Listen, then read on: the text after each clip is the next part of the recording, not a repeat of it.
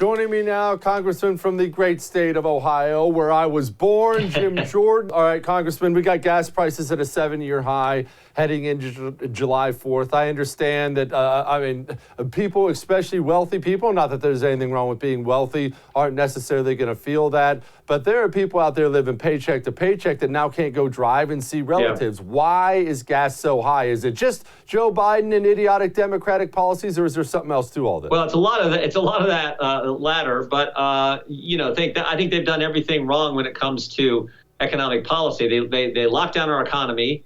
They spend money like crazy. They pay people not to work. And now what are they going to do? They're going to raise taxes on the very people who have been working. So such a deal for the American taxpayer, such a deal for the American people. I think they've done everything wrong. And of course, inflation is out there everywhere. And we see it most obviously in the prices of fuel.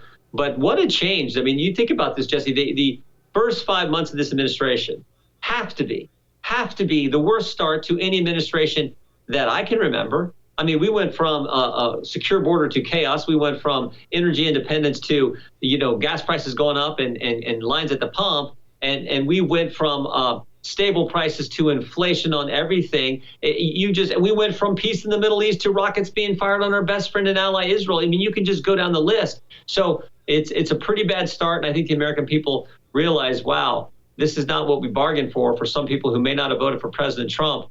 And I think they're having real second thoughts about this administration.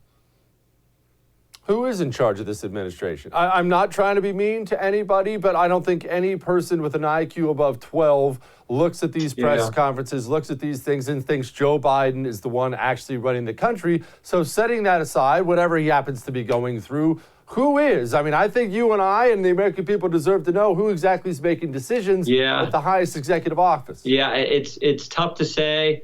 I guess when I step back and look at the kind of in a broad sense, it's sort of embarrassing that the president of the greatest country in history, the president of a country that's done more good for more people around this planet than any other nation ever, to see him in when he's dealing in foreign affairs situation, to see him when just at a press conference, whether it's the whispering or what have you, it's embarrassing, and it's not supposed to be how the commander-in-chief of the greatest nation ever operates. So I'm not sure, but look, I think there's going to be a big change in 18 months. I do think that the American people are going to say, wait a minute, we want to check on this. We're going to put Republicans back in control of the House of Representatives.